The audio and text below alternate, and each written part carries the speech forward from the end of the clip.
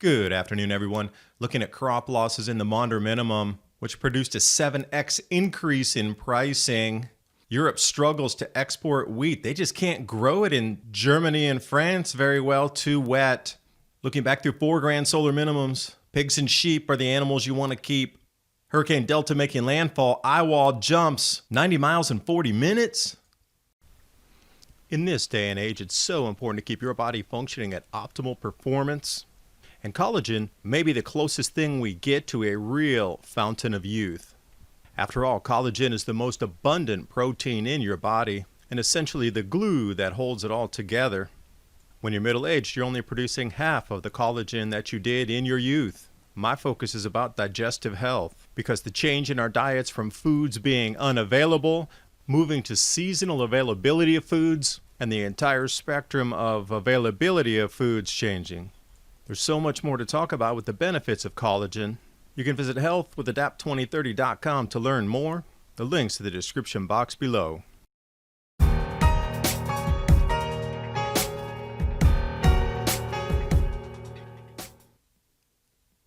going to take you on a historical journey here from the medieval accounts database.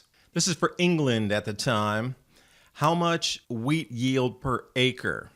And as we look through time, 1270 AD on the left, bringing us up to 1870 on the right. I'm focusing on 1670 era, that drop off there. That's the Maunder Minimum. There's an enormous amount of information about what happened in society, with the economy, and also with crop yields during this time. We are heading into another one, in my opinion. This is the reason I'm trying to show you when we start losing crops, there are massive increases. And if we look at the capitals of that time, this chart from 1600 to 1702, Amsterdam, Paris, Brussels, you start to see that food prices spiked 7x during these times of low crop yields that would last for 5 years. The good thing to understand is after these massive spikes in prices, it always returns back down to the baseline or the normal, what was pre-crop loss levels. And then we get another subsequent spike. And this should help you plan for the future a little bit because nothing's going to ever run to infinity. So if it does go up 7x, it's not going to continue to 14x and 21x. Because this is what we have for historical precedent. I mean, we can guess. All the guesses out there are possible, but what's happened in the past, it really never exceeds 7x through the last 800 years of data that's put out. So it's more of a heartbeat, an undulation. It looks like the sun almost kicks back in enough for our growing seasons to stabilize somewhat, where they get higher yields for some years or parts of decades, and then the stability of crop growing drops out once more. And then I took the 2 parts of the charts and I just matched them up here so it's more easy to understand which areas I was referencing on the chart here. Now, this is going to match up with, say, 1680 to 1700. This is the biggest spike that was noticed. Now, there were other undulations in spike regionally, depending on which area you were. Remember, the globalization wasn't as connected as it was. Things were delivered by wagon or by ship. Today, we have rail. Airplanes, maybe not so much, but with all the bailouts, they'll be used for maybe some type of deliveries that'll keep our society moving with nutrient content, to be seen. But the drop-offs in grain production definitely match on these charts. And it's not a significant drop-off either to spike the prices. So you have to wonder, what was the catalyst to make the 1680 decline in crops jump 7x? And you notice the decline in 1640, it should have been just as massive. The price increases, data's hard to find the further you go back in time. But another divergence here, moving into the modern world, and this overlap on what's happening in our society with the twists and bends, shift of the economy right now. This is one of the most telling crystal ball graphs that you can see moving forward. Now, all the way up until 1810, which was the Dalton minimum, the GDP was evenly measured amongst agriculture, industry, manufacturing, because the steam revolution had started at that time, industrial revolution, and services. But you notice right after the Dalton minimum, at around 1810, there was a significant shift and break in the different sectors of the economy. A new era had started. Think about money and statehood, countries, trade, everything evolved in a completely different way after the Dalton minimum. We're entering such another phase now, and there's a massive contraction going on. So reverse this chart. Services are disappearing, so they're going to have to come back into the baseline of GDP somewhere. Nothing's going to go to zero. It's going to redistribute. So as we march forward, understanding that industries are contracting in every place across the planet, services are being evaporated across the planet. So what's going to be left if we use this chart and forecast out in the constriction and reconstruction and remorphing of the GDP? I think agriculture is going to flip that base and take off where the industries and services were. What else are you going to put the workforce back into? If everybody's at a stay-home economy, the work-from-home economy, there's one manufacturing country on the planet, China. Almost everything else is services. So you can kind of get a glimpse into how valuable agriculture is going to be and how much of a part of society that's going to take over and shift value into the GDP, because food's going to become one of the most expensive, valuable resources that you can possibly lay your hands on moving forward.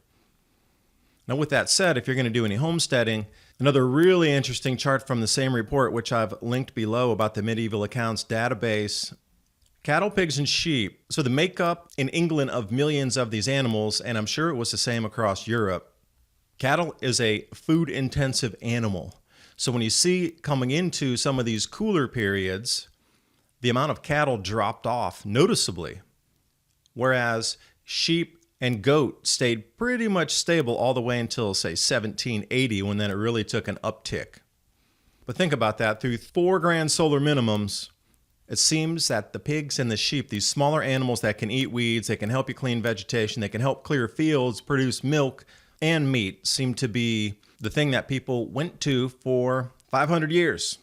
Why would it change now? Because continuing further into time here on the same trend line from 1755 up to 1800, we can look at the wheat and the rye prices. This is in Bern, Switzerland, in the Czech Republic, Czech lands, Prague. You notice the same thing, which gives me hope that we can really get through this and survive if we do put our skills together and everybody starts growing food. We come up with community solutions. You get your pack together. The Forex increases, yes, there were spikes, but then you see how it dropped back off to baseline again for approximately 5, 7, sometimes 10 years, and then it spiked again. 4x increase, and then it dropped back down to the baseline. It stayed there for some time, and then it spiked again, and then back down to baseline. So now wrapping that into what we saw with the 7x increases, and we see the 4x increase, so you know through history that we're looking at food prices in the future going between 4 and 7x when we start to get into these crop losses. Now, my opinion is we are into the first year of it, with China out on the world market looking for so much extra grain. The crop losses that have ripped through both northern and southern hemisphere. This year, it's definitely trending toward we're going to get into higher prices. The economy's shifting anyway.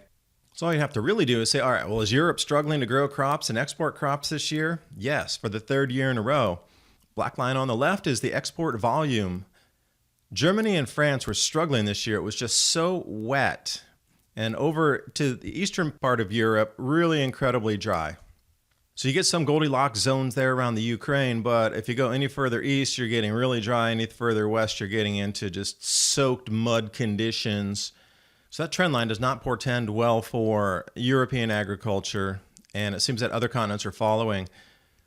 And when it gets into the high export weeks around week 46, I would imagine that black line is going to tip right into where the pyramid is with the Aura logo, if we continue on the same line.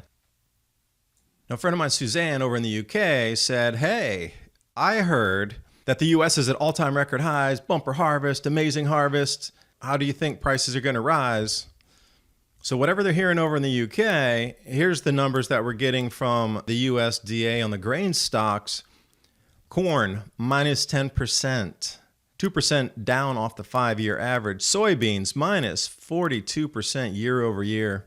They are up on the 5-year average, but then wheat, 8% down year over year. And I said, well, that's real interesting. Down on the year, but up on the averages. And then I looked over at the soybeans off this chart, and I said, you know what? That's skewed because that included the trade war when China stopped all purchases, and there was massive amounts of stockpiling of corn, wheat, and soy in the U.S. because the largest buyer wasn't buying.